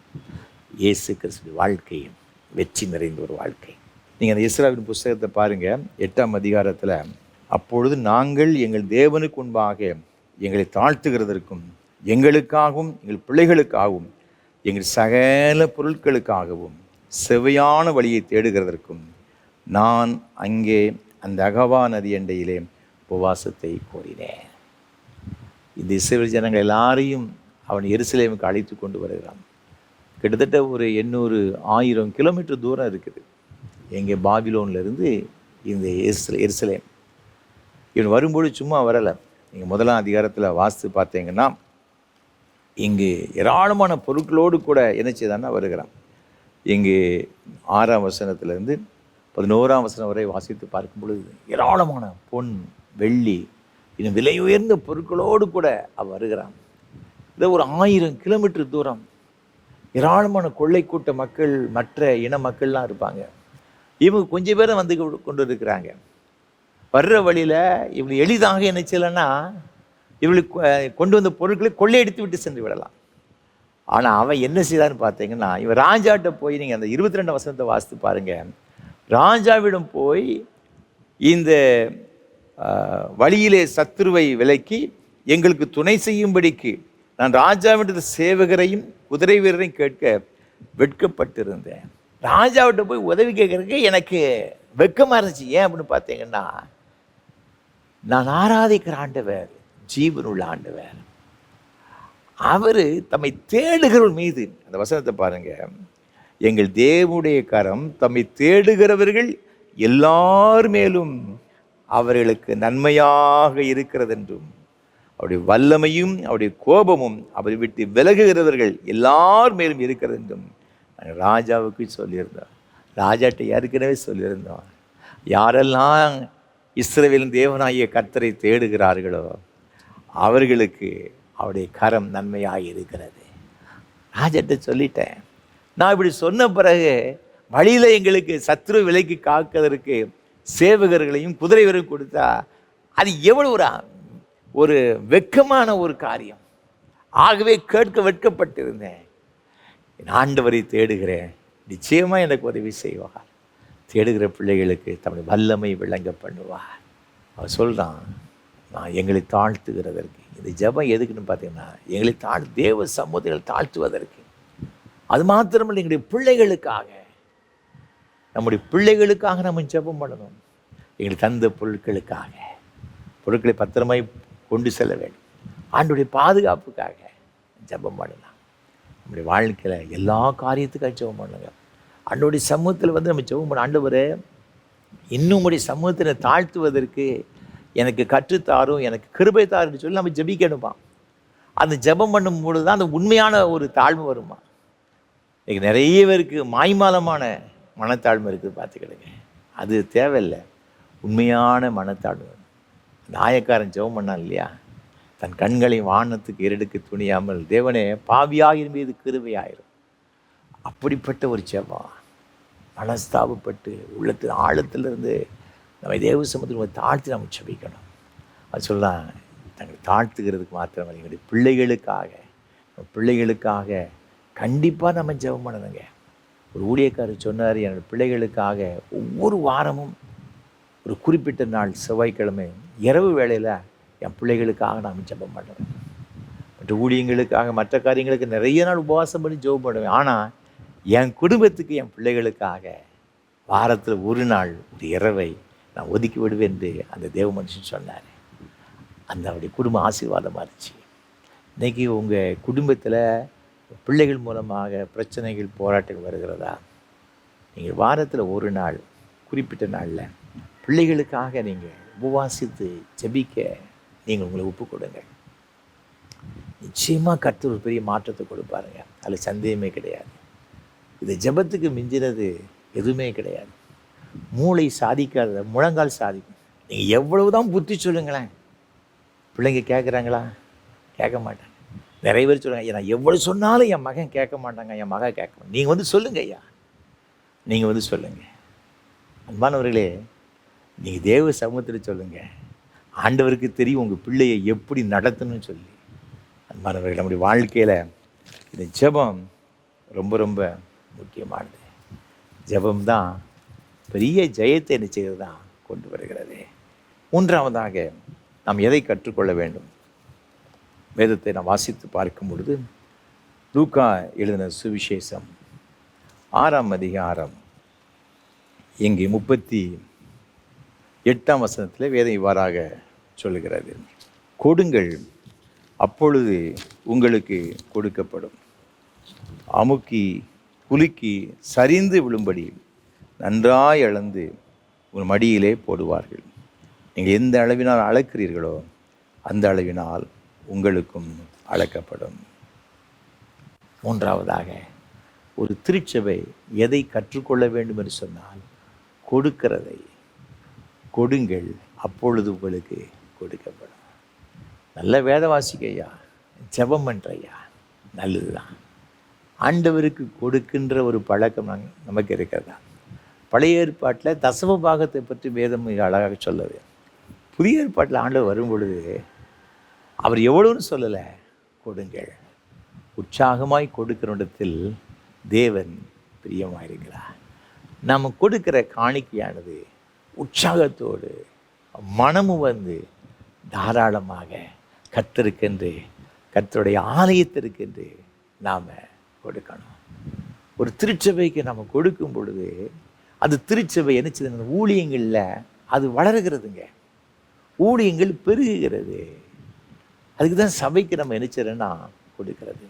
நீங்கள் வேதத்தை வாசித்து பார்க்கும்போது அப்போஸ்தலர் புஸ்தகத்தில் 20ஆம் அதிகாரத்தில் 35ஆம் வசனத்தில் வேதம் இவ்வாறாக சொல்லுகிறது, இப்படி பிரயாசப்பட்டு பலவீனரை தாங்கவும் வாங்குகிறதை பார்க்கிலும் கொடுக்கிறதே பாக்கியம் என்று கர்த்தராகிய இயேசு சொன்ன வார்த்தைகளை நினைக்கவும் வேண்டும் என்று எல்லா விதத்திலேயும் உங்களுக்கு காண்பித்தேன் என்றார்.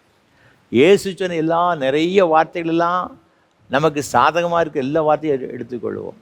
ஆனால் அவர் என்ன சொன்னார்னு பார்த்தீங்கன்னா, வாங்கிக்கிட்டே இருப்பதை பார்க்கிறோம், கொடுக்கிறது பாக்கின்னு அவர் சொல்லியிருக்கிறார, அதை நீங்கள் அறிந்து கொள்ள வேண்டும் என்று எல்லா விதத்திலும் உங்களுக்கு காண்பித்தேன். நம்ம திருப்பி திருப்பி சொல்ல வேண்டியிருக்கிறது, எப்பா நீ வாங்கிட்டே இருக்காதப்பா, கொடுத்து பழகு, கொடுங்கள், அப்பொழுது உங்களுக்கு கொடுக்கப்படும். வேதத்தில் வாசித்து பார்க்கும் பொழுது 2 நாளாகும் புஸ்தகம் 29ஆம் அதிகாரத்தில் ஒரு அருமையான ஒரு வசனம் இருக்கிறது. 31 வசனத்தை வாசித்து பார்க்கும் பொழுது, இப்போது நீங்கள் கர்த்தருக்கென்று உங்களை பரிசுத்தம் பண்ணினீர்கள், ஆகியல் கிட்ட வந்து கர்த்தருடைய ஆலயத்திற்கு தகன பலிகளையும் ஸ்தோத்திர பலிகளையும் கொண்டு வாருங்கள் என்றான். அப்பொழுது சபையார் தகன பலிகளையும் ஸ்தோத்திர பலிகளையும் இஷ்டமுள்ளவர்கள் எல்லாரும் சர்வாங்க தகன பலிகளையும் கொண்டு வந்தார்கள். இந்த ராஜா சபையார்ட்ட சொல்கிறான், நீங்கள் எல்லாரும் கொண்டு வாங்க, கர்த்தருடைய ஆலயத்திற்கு கொண்டு வாங்க. ஒரு கட்டளை போல சொல்கிறான். ஜனங்கள் கொண்டு வந்தார்கள் சொல்லப்பட்டிருக்கிறது. 2 நாளாம் புஸ்தகம் 31ஆம் அதிகாரம் 10ஆம் வசனம். சாதோக்கின் சந்ததியான அசரியா என்னும் பிரதான ஆசாரியன் அவனை நோக்கி, இந்த காணிக்கையை கர்த்தருடைய ஆலயத்திற்கு கொண்டு வர தொடங்கினது முதல் நாங்கள் சாப்பிட்டு திருப்தி அடைந்தோம், இன்னும் மிச்சமும் இருக்கிறது.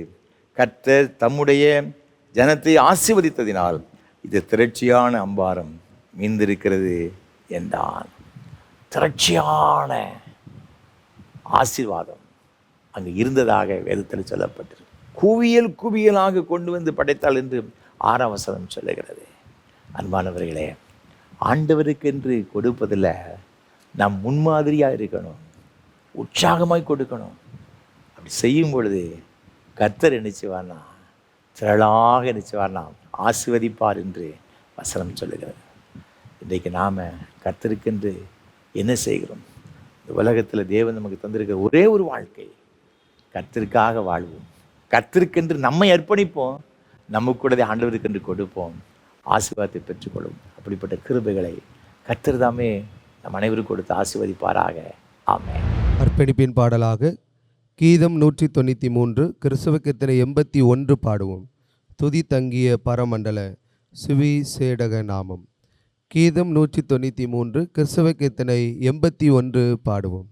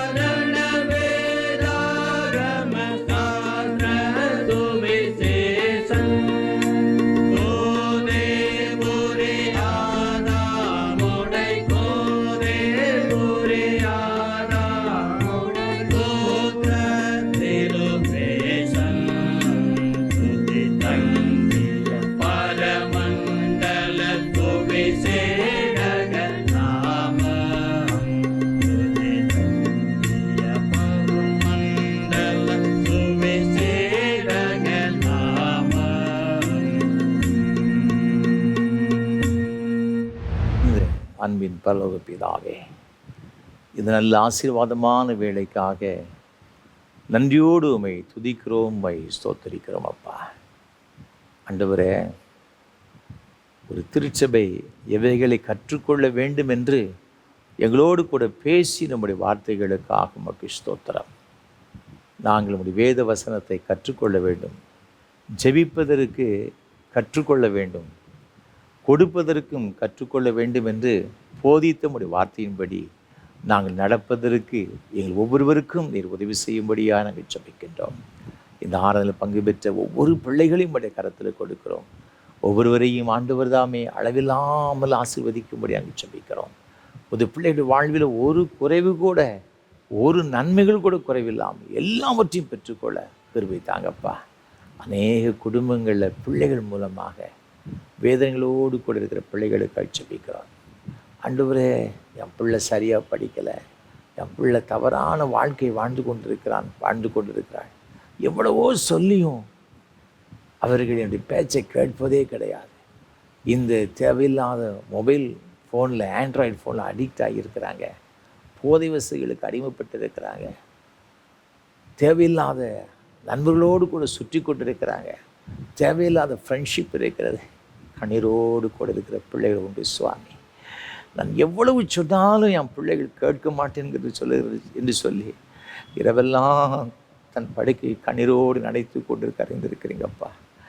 ஆண்டவரே, நாங்கள் எவ்வளவு சொன்னாலும் எங்கள் பிள்ளைகளுடைய உள்ளத்தில் போய் சென்றடையாது. நீங்கள் சொன்னால் மாத்திரம்தான் எங்கள் பிள்ளைகள் ரட்சிக்கப்பட முடியும். உங்கள் ரத்தம் மாத்திரம்தான் எங்கள் பிள்ளைகளுடைய பாவங்களை கழுவ முடியும் சுவாமி. என் கணவன் துன்மார்க்கமாய் அலைந்து கொண்டிருக்கின்றார், என் மனைவியுடைய வாழ்க்கை சரி கிடையாது சொல்லி புலம்புகின்ற கணவன் உண்டு, மனைவி உண்டு சுவாமி. ஆண்டவரே, குடும்பங்கள் ஆண்டவர் நிம்மதி இல்லாமல் சென்று கொண்டிருக்கிற ஒரு சூழல் அப்பா. இந்த கடைசி காலத்தில் பிசாசானவன் இந்த குடும்பங்களை சிதறடிக்கும்படியாக பல வகையில் போராடி கொண்டு அறிந்திருக்கிறேன். ஆண்டவரே, எங்களுடைய அடைக்கலம் நீங்கள் தான்ப்பா, எங்களுடைய பலன் நீங்கள் தான், எங்களுக்கு அரண் நீங்கள் தான், எங்கள் கோட்டை நீங்கள் தான்ப்பா, எங்களுடைய குடும்பத்தை கட்டுகிறவர் நீங்கள் தான்ப்பா. எங்களுடைய பிள்ளைகளை உங்களுடைய கரத்தில் கொடுக்கிறோம், குடும்பங்களை உங்களுடைய கரத்தில் கொடுக்கிறோம். உங்களுடைய சமூகத்தில் கண்ணீரோடு கூட வேண்டிக் கொண்டு இருக்கிற போது பிள்ளைகள் ஒவ்வொருவோடு கூட சேர்ந்து இப்போ நாங்கள் ஜெபிக்கிறோம். இந்த ஆலயத்தில் இருந்து நீ தயவாய் இறங்கி போது பிள்ளைகளுடைய வாழ்க்கை அற்புதத்தை செய்யும்படியாக நாங்கள் ஜெபிக்கிறோம் ஐயா. என் பிள்ளைகளுக்காக, என் குடும்பத்திற்காக நான் ஒரு நாள் இரவு உபவாசித்து ஜெபிப்பேன்னு சொல்லி ஆண்டவர் சில பிள்ளைகள் பொருத்தனை பண்ணுகிற அறிந்திருக்கிறீங்கப்பா. உங்களுடைய பிள்ளைகளுடைய பொருத்தனைகளை கேட்டு பதில் கொடுப்பீராக, அவருடைய கண்ணீருக்கு பதில் கொடுப்பீராக. நீர் வானத்தையும் பூமியும் அண்ட சராசரங்களையும் உருவாக்கின ஆண்டவரப்பா, ஒரே சொல்ல படைத்த ஆண்டவரையா, எங்களுடைய பிள்ளைகளை நீ சொந்தமாக்குவதற்கு எம்மாத்திரம் ஆண்டவரே, எம்மாத்திரம் ஐயா. எங்களுடைய கண்களை விட்டு எங்களுடைய பிள்ளைகள் எங்களுடைய குடும்பத்தில் தூரமாக இருக்கிறாங்கப்பா. நீங்கள் தான் எங்கள் பிள்ளைகளோடு கூட இருக்கிறீங்க. உங்களுடைய கண்களுடைய பிள்ளைகளை எங்களுடைய குடும்பத்தினுடைய நபர்களை பார்த்து கொண்டு இருக்கிறார். ஒவ்வொருடைய குடும்பத்தில் கர்த்தர் அற்புதங்களை செய்யும்படியாய் ஜெபிக்கிறோம். இந்த பிள்ளைகளுடைய கண்ணீரை ஒரு முடிவு உண்டாகட்டும் இயேசு கிறிஸ்துவின் நாமத்தினால. ஆண்டவரே, ஒரு ராஜா கொடுக்க வேண்டிய பாதுகாப்பை காட்டிலும் வசனம் சொல்லுகிறதப்பா, தம்மை தேடுகிறவர்களுக்கு கர்த்தருடைய கரம் நன்மையானவைகளை செய்யும் என்று சொல்லி உம்மை மிகுந்த வாஞ்சியோடு கூட தேடி வந்திருக்கிறது பிள்ளைகளுக்காக ஜெபிக்கிறோம். தம்முடைய பலத்த கரம் இது பிள்ளைகளுடைய வாழ்க்கை ஒரு நன்மையை செய்வதாக இயேசு கிறிஸ்துவின் நாமத்தினால யார் யாரெல்லாம் உடைய சமூகத்திலே பொழுது கதறி கொண்டிருக்கிறார்களோ, மன்றாடி கொண்டிருக்கிறார்களோ, அப்படி வாழ்க்கையில் அற்புதத்தை செய்யும்படியாய் ஜெபிக்கிறவையா.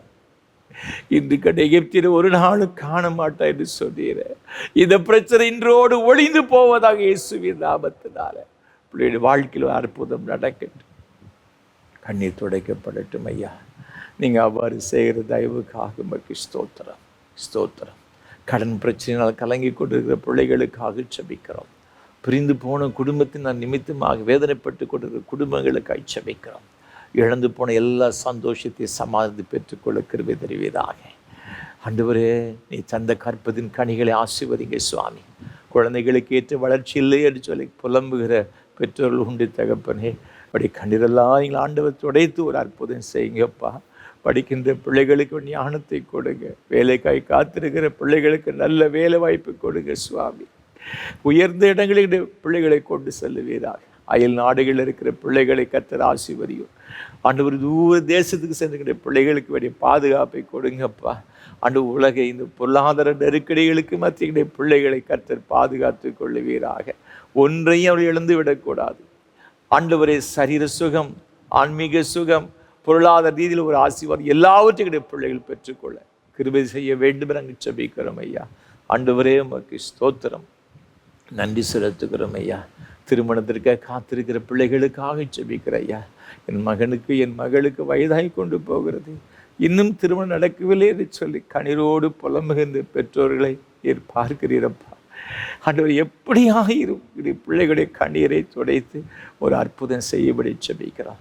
ஒருவேளை நம்முடைய பிள்ளைகள் தவறுகள் செய்திருப்பார்கள் சொன்னால், எந்த காரியத்தை என்ன செய்ய வேண்டும் தெரியாமல் இருப்பார்கள் சொன்னால், தயவாய் நீர் இறங்கி எங்களுடைய பிள்ளைகளுக்கு நீர் போதித்து நீர் சரியான திசையில் எங்களுடைய பிள்ளைகள் நடத்தும்படியாக ஜெபிக்கிறோம். அவர்களை குடும்பமாக்கி ஆசீர்வதிங்க ஐயா.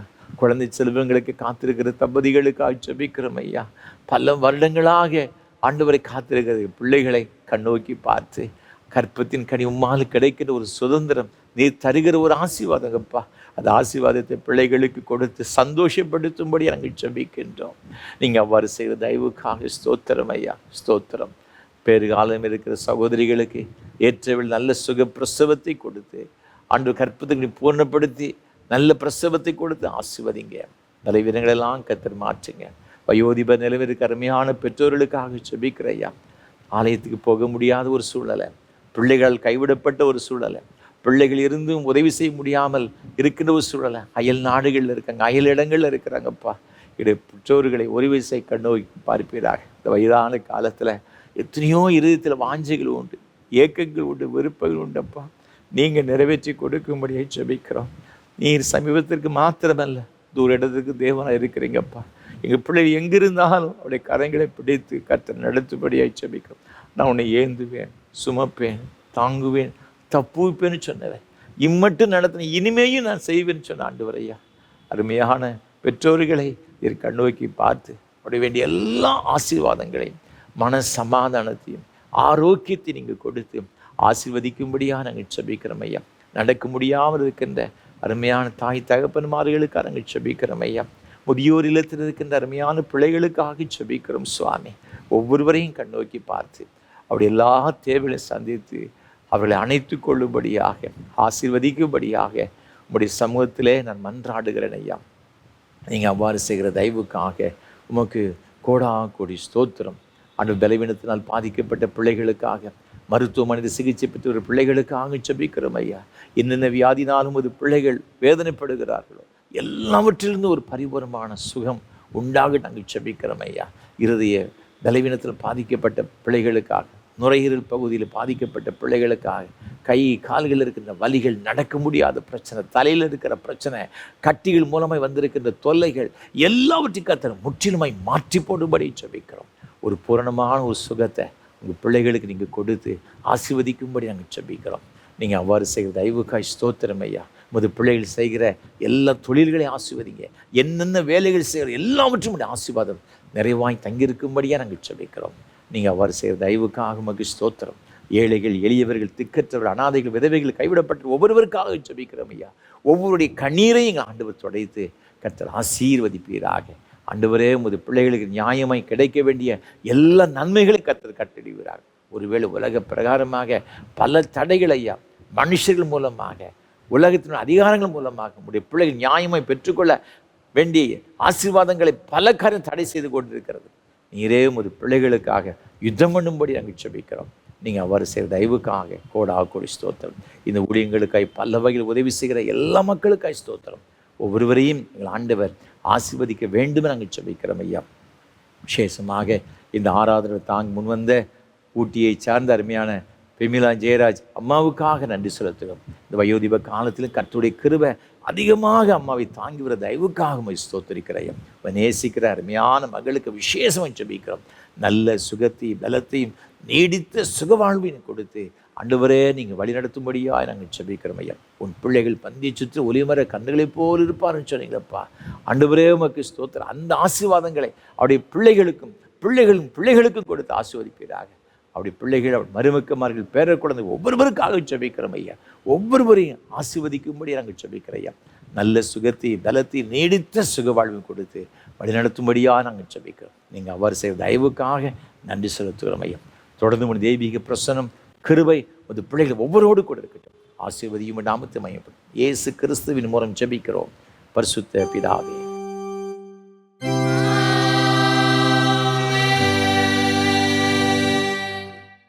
தேவனுடைய இரக்கமுள்ள கிருபைக்கும் பராமரிப்புக்கும் போய்க்கிறோம். கர்த்தர் உங்களை ஆசீர்வதித்து காக்கடவர். கர்த்தர் தம்முடைய முகத்தை உங்களுக்கு பிரகாசிக்க பண்ணி உங்களுக்கு கிருபை இருக்க கடவர். கர்த்தர் தம்முடைய முகத்தை உங்களுக்கு பிரசன்னமாக்கி இப்பொழுதும் எப்பொழுதும் உங்களுக்கு சமாதான சந்தோஷம் நீடி சுக வாழ்வு கட்டளையிட கடவர்.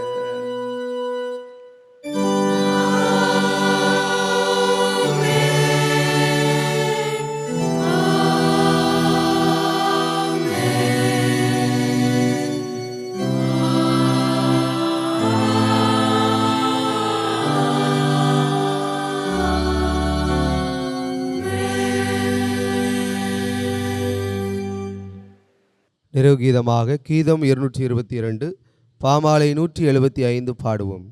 ஆதியில் இருளை அகற்றி ஒளியை படைத்த நீர்.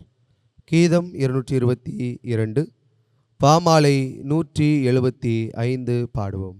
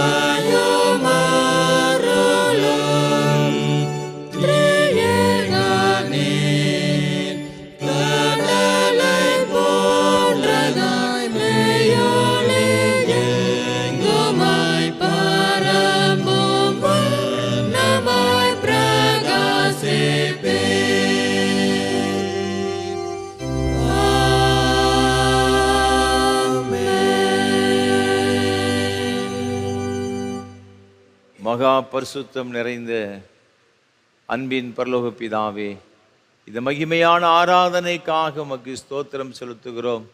உம்முடைய திருச்சமூகத்திலே நாங்கள் எல்லாரும் ஒன்றாய் கூடி வர உம்மை ஆராதிக்கவும் தேவன் பாராட்டிய நிமுடியாத ஈவுகளுக்காய் ஸ்தோத்திரம் ஐயா.